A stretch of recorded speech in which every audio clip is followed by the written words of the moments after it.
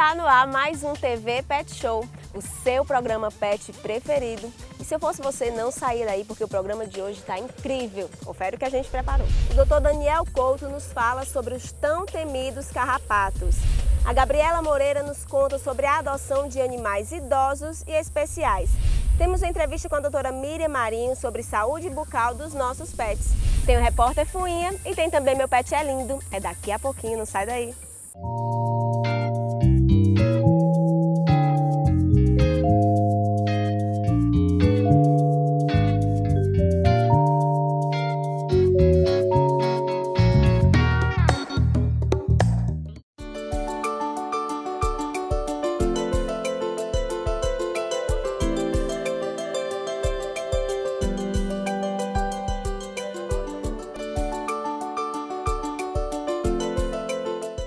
Quem está aqui comigo hoje é o Dr. Daniel Couto. Tudo bem, doutor? Tudo bem. Olha, é um prazer da TV Pet Show. E muito obrigada por só ter atendido o nosso pedido. É sempre um prazer estar com vocês. Olha, o Dr. Daniel Couto, ele é professor universitário daqui do Ceará e é doutor em reprodução canina. Mas hoje, doutor, a gente veio pedir para o senhor nos socorrer, porque tantas mensagens que nós estamos recebendo das pessoas falando que parece que os carrapatos estão tomando de conta da cidade. Por que é isso, doutor? O que é que acontece? Nós estamos em época da nossa quadra chuvosa. Durante esse período ocorre um maior número de precipitação, aumento de temperatura, umidade maior e aí os carrapatos proliferam mais rápido. Então realmente está tendo aumento nessa época do ano, é isso, doutor? Com certeza, essa é a época de maior incidência de carrapatos nos cães. Doutor, agora e como é que a gente faz para prevenir? Em primeiro lugar, a gente tem que ver direitinho o ambiente que os animais estão. Tá? É necessário que se faça pulverização, que se faça o controle da área para que os cães não venham a pegar carrapatos em determinado local. Outra coisa, doutor, muita gente está falando que mora em apartamento e mesmo assim está encontrando carrapatos. O pessoal acha que é só em casa, mas não é, doutor? Como é? O que é que acontece? Em virtude do clima, da alta temperatura, da umidade, os carrapatos que estavam hibernando estão eclodindo. Então, em apartamentos que passou algum tempo sem carrapato, o que não se avistava carrapato, os carrapatos estão aparecendo agora. E aí então, muitas vezes o cãozinho não desce para passear e acabou pegando um carrapato que estava hibernando em casa e que saiu para parasitar o cão. Entendi. Doutor, muita gente acha que a questão de prevenir o carrapato é por conta da higiene, mas não, né? Tem doenças sérias que os carrapatos transmitem, né? Os carrapatos, eles transmitem as principais doenças que nós, como clínicos veterinários, atendemos hoje em dia, né? A Ehrlichia, a Babésia, a hepatozoonose, são doenças causadas pela picada do carrapato. Entendi. Antes da gente começar, o senhor me falou sobre a questão de tem casas que não têm animais, mas que aparecem carrapatos, casas com jardins. Por que isso acontece, doutor? É um erro muito comum, normalmente, quando as pessoas estão indo para uma casa nova, muitas vezes até que não teve cão ainda, levam esterco de gado. Normalmente, quando se leva esterco de gado para adubar o jardim das casas, se leva ovos de carrapato não eclodido. Aí passa a aguar aquelas plantas, ou então chove, vem o calor depois e os ovos de carrapato eclodem e aí você tem uma nova geração de carrapatos. Entendi, coisa que eu acho que ninguém sabe dessa informação. Pois é, muito importante para quem tem jardim em casa, procurar fazer a adubação correta, se possível utilizar um adubo químico ou humus de minhoca para não trazer carrapato para dentro de casa. Entendi. E falando das doenças, como é que eu sei, como é que eu posso me atentar para algum sintoma do meu cachorro para que eu saiba que ele está com a doença do carrapato? Tá, algumas doenças podem ser assintomáticas durante algum tempo. E aí só manifestar com o cão parando de comer, com o cão tendo episódios de febre, com o cão tendo sangramento nasal, tá? Então, o ideal é que esse cão seja vistoriado pelo médico veterinário a cada 3, 4 meses para que possa fazer hemogramas de controle para ver se tem ou não a doença do carrapato, que pode estar subclínica. Entendi. Então quer dizer que ele pode estar com a doença e por enquanto não apresentar nenhum sintoma? Pode sim, ele pode ter a doença e não manifestar, está subclínica. Doutor, agora uma curiosidade. Às vezes a gente pega um cachorro na rua para resgate, para cuidar, tá cheio de carrapato e a gente faz exame e não apresenta doença nenhuma, enquanto um que a gente está em casa bem cuidado com um carrapato pega a doença do carrapato? Como é que a gente explica isso? Tá, a gente tem que primeiro separar o macho da fêmea. O macho é aquele pequenininho que caminha bem rápido, que não tem sangue, ele não transmite doença. Aquele magrinho, vermelhinho. Que é aquele magrinho, vermelhinho, que você consegue observar as patinhas dele. Sim. A fêmea é aquela que parece um grãozinho de feijão, que vai sugando que é o mais nojento. Que vai sugando o sangue do cãozinho e que após ficar totalmente engurgitada, cheia, ela cai no solo e vai fazer a ovoposição, vai colocar os filhotinhos. Uma fêmea de carrapato, ela pode pôr até 3.000 ovos. Então basta uma fêmea de carrapato cheia de sangue, bem alimentada, para acabar com todo o ambiente. Então basta uma voltinha que eu der, um carrapato para causar esse transtorno. Basta um carrapato. Você saiu para passear com seu cãozinho, ficou ali na graminha, o carrapato subiu, pode passar 2 a 3 dias em cima do cão se alimentando e quando ela cair, ela vai colocar milhares de filhotes no ambiente. Entendi. Doutor, agora o senhor falando, me veio uma curiosidade que pode ser bem leiga, mas eu vou perguntar. Como é que eu tiro o carrapato? Eu posso puxar ou tem que ser com carrapaticida? Olha, isso é muito importante. Se você observa o carrapato fêmea no cão, o ideal é que você não puxe, que você gire para sair a peça bucal inteira, para que o animal não seja contaminado e não machuque naquela hora, o carrapato não venha machucar o cão. Então tem que ser girado para a peça bucal sair inteira e o animal não ser contaminado naquele momento. Pois eu sempre fiz errado, olha, então foi importante fazer essa pergunta. Nós já estamos terminando, doutor. Quando o doutor vem aqui, a gente tem tanta curiosidade que o tempo passa, mas eu queria, o senhor tem mais alguma coisa importante para falar sobre o outro fator importante sobre o carrapato, por favor, não estoura o carrapato fêmea. Aí você pode estar facilitando a proliferação. Você vai colocar no querosene, na água sanitária, no detergente, no veneno, mas não estoura o carrapato fêmea. Olha, gente, eu sei que vão surgir muitas dúvidas. Se mandarem mensagem pra gente, doutor, o senhor vem aqui responder com a TV Pet Show, tá certo? Estou à disposição. Muitíssimo obrigado. Mas antes de terminar, doutor, eu gostaria que o senhor falasse da importância de sempre procurar um médico veterinário. Antigamente, só se procurava um médico veterinário para fazer as vacinas de raiva uma vez por ano.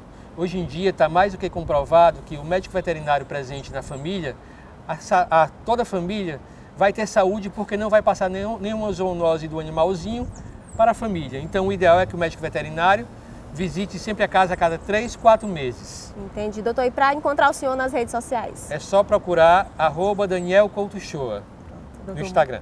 Muitíssimo obrigada, doutor, mais uma vez. E olha, no próximo bloco a gente tem uma entrevista com a Gabriela Moreira sobre a adoção de cães idosos e especiais. Até já!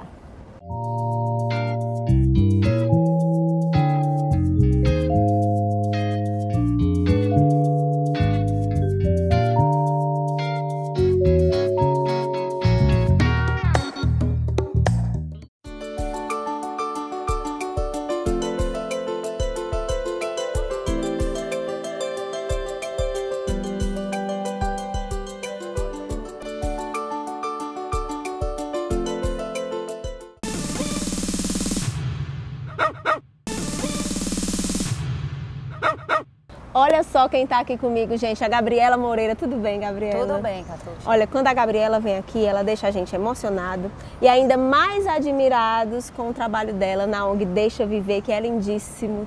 Como é que tá a luta, Gabriela? Ela é constante. Ainda está muito pesado o barco para quem resgata animais em situação de abandono, né? Ainda tem muitos animaizinhos nas ruas. É verdade. E hoje a gente está com um assunto muito interessante e super delicado, que eu acho que pouca gente para pensar nesse assunto.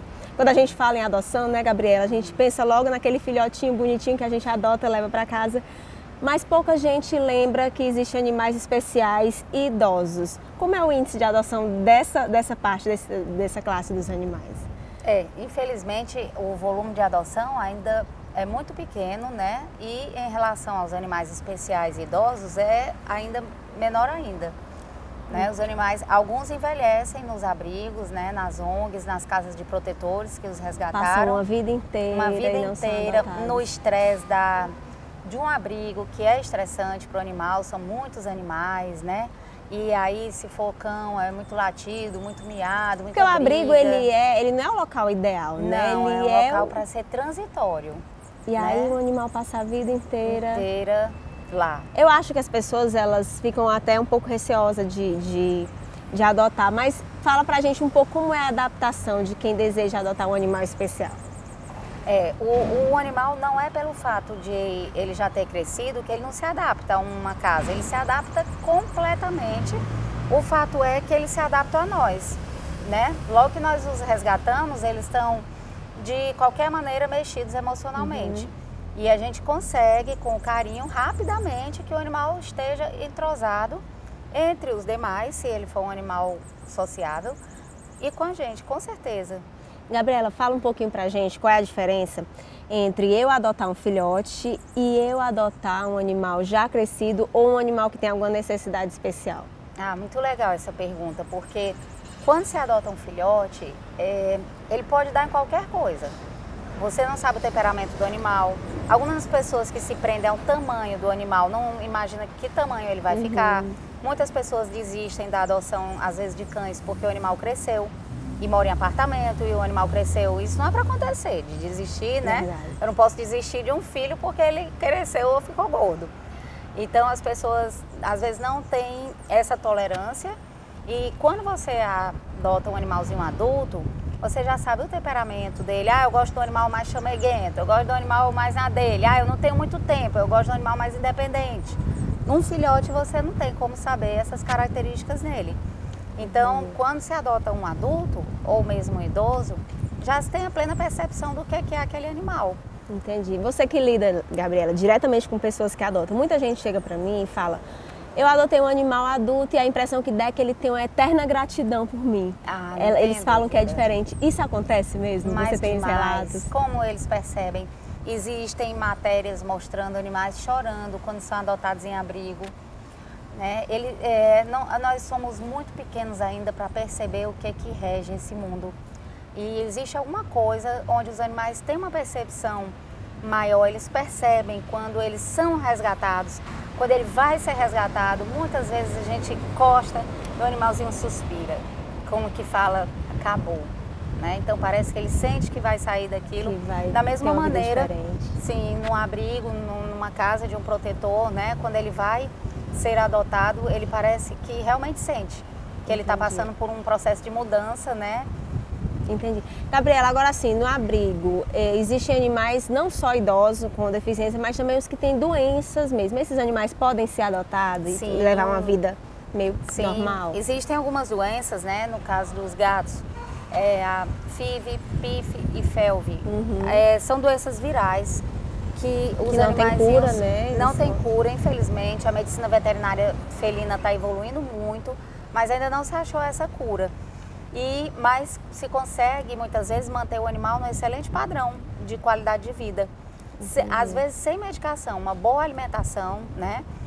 Cuidando da imunidade do animal. Podem levar uma vida quase normal, Normal. Né? O único cuidado é para que quem adote não tenha outro sadio em casa. Sim, era isso que eu ia te perguntar. Se eu poderia adotar um animal especial tendo outro... Sim, se ele for vacinado contra...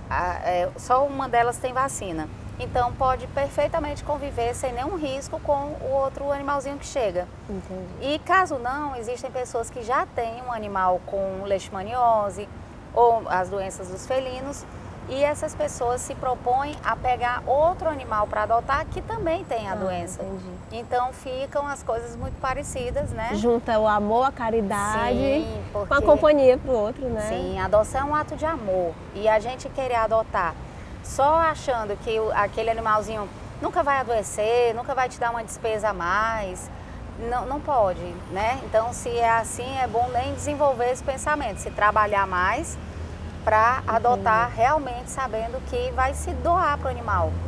Mesmo na fase dele sadia, a adoção requer doação também. É verdade.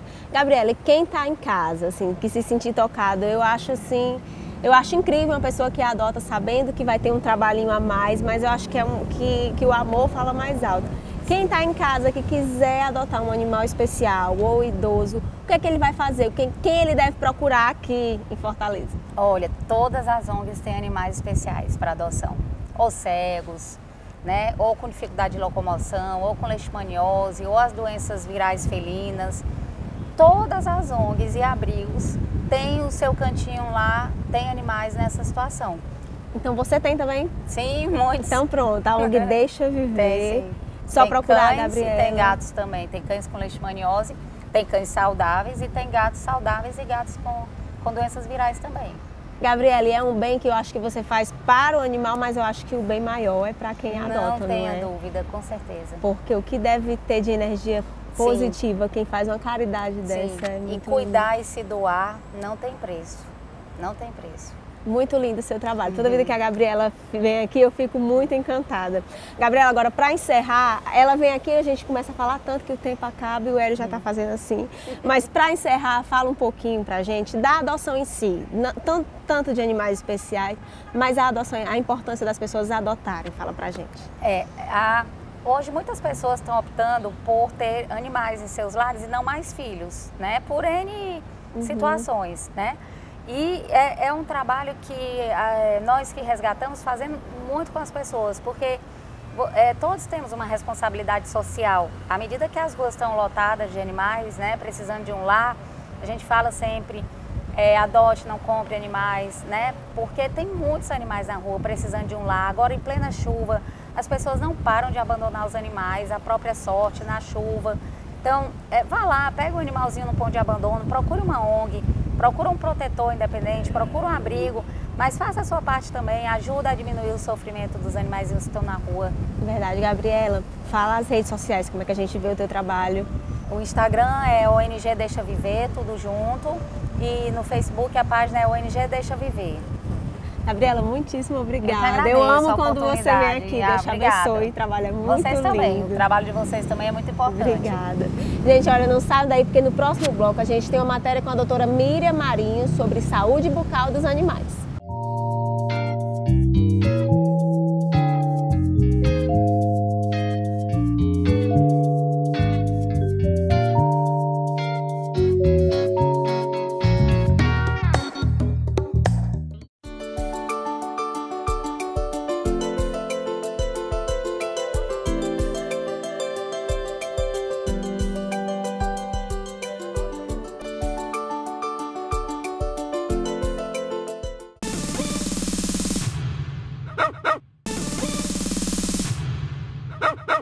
Gente, olha só quem está aqui comigo, doutora Miriam Marinho. Tudo bem, doutora? Tudo ótimo. Gente, para quem acompanha a TV Pet Show desde o começo, já conhece a doutora Miriam. Para quem não acompanha, eu vou dizer. Ela é fundadora do Hospivan, que fica em Messejana, e da Odonto Pet Vet, que nós viemos conhecer aqui, consultório novo. Tá lindíssimo, doutora. Muito obrigada. E ela é uma queridíssima, tanto da nossa equipe, como para quem já conhece, porque ela é maravilhosa.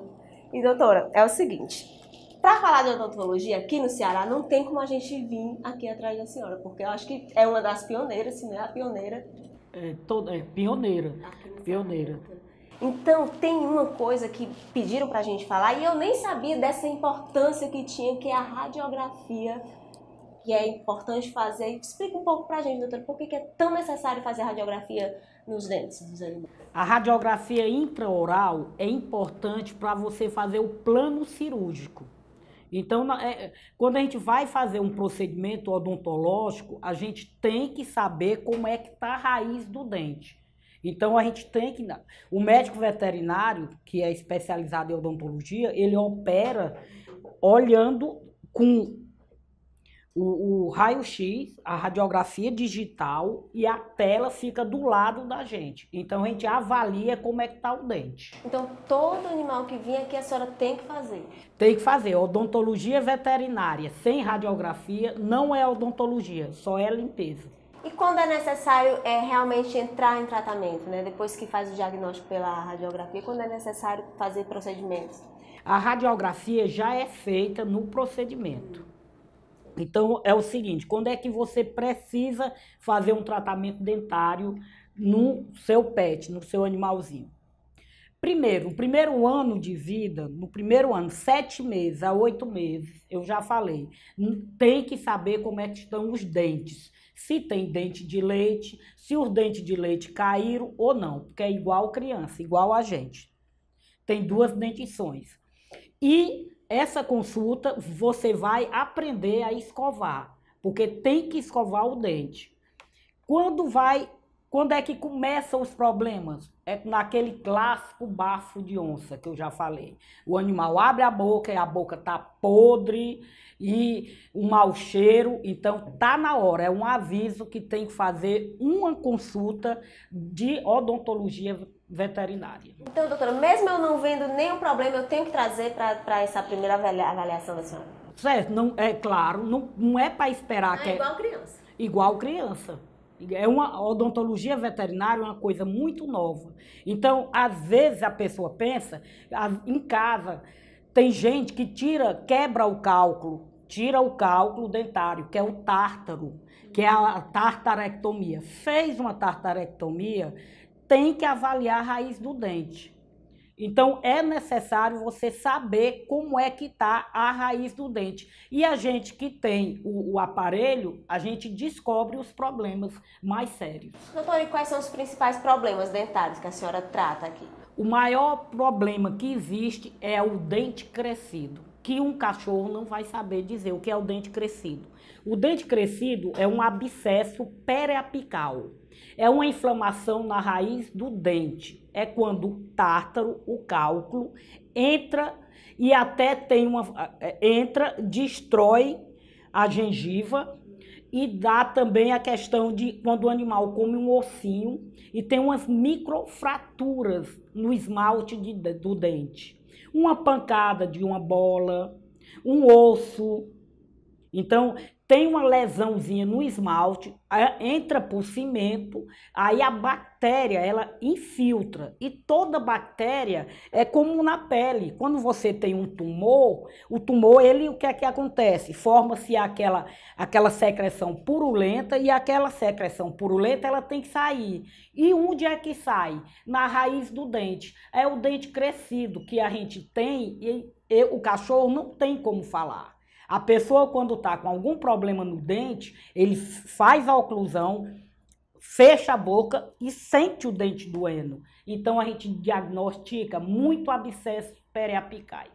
Doutor, uma doença que não é tratada, com a continuação, ela pode causar a morte de um animal? Pode causar morte. A odontologia veterinária, ela nasceu de pesquisas. O que foi? Como foi que foi descoberto? O animal ia dormir e amanhecia morto, como o Matuto fala. Morria. Aí foram feitos. Acordou morto, né? Acordou morto. Ninguém acorda morto. Mas estava morto, morreu. Então, eram feitos necrópsia e diagnóstico abscesso periapical, abscesso na boca, infecção no coração, infecção no cérebro, infecção nos rins. Então, mata. Quem não cuidar da boca, mata. Eu vou dar um exemplo. Um jogador de futebol com uma lesão na panturrilha e um abscesso periapical, ele não fica bom. Porque ele tem o quê? Bactérias circulando no corpo dele, no sangue. Então, outra coisa, o animal idoso vai operar. O animal vai operar catarata, vai operar mama. Se tiver doença periodontal ativa, tem que tratar a boca primeiro. É interessante, vai fazer uma cirurgia que não é de urgência, faz um exame clínico da cavidade oral para olhar se não tem abscesso na boca. Porque na hora que faz a cirurgia, aquela bactéria ela vai para o foco cirúrgico e o animal tem complicações pós-cirúrgicas. Doutora, em nome da nossa equipe, mais uma vez, muito obrigada. E agora sim, eu acho que é um assunto tão extenso e que pouca gente conhece, que eu acho que a gente tem que vir aqui mais vezes, viu, para falar mais. Eu é que agradeço, eu me sinto honrada e parabéns, que eu adoro o programa de vocês. Então, cuide dos velhinhos, dos seus cachorrinhos idosos. Tá velho, não pode tratar a boca porque pode morrer? Não, morre se não tratar.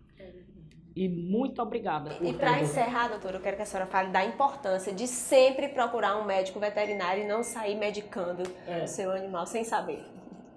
Isso na saúde humana já existe. Se você for num salão de cabeleireiro, você sai altamente medicada. Todo mundo quer passar uma medicação. E no cão, e nem se fala. Gente, existe a faculdade de medicina veterinária e cada animal tem um peso, cada animal tem a sua fisiologia.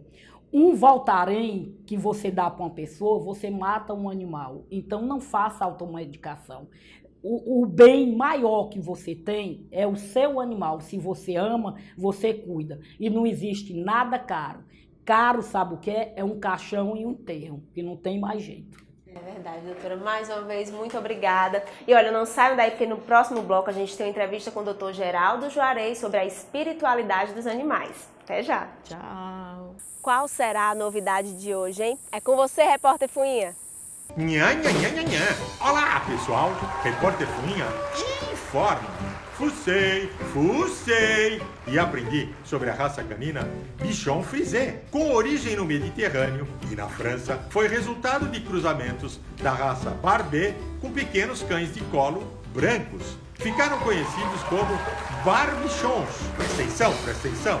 São inteligentes, de porte pequeno, vivem bem em apartamentos, mas precisam de exercícios diários. Têm muita energia e são brincalhões. Nham, nham. Pode chegar a 30 centímetros de altura, viver entre 12 a 15 anos e pesar entre 7 a 12 quilos. Sua pelagem é fina, sedosa, na cor branco puro.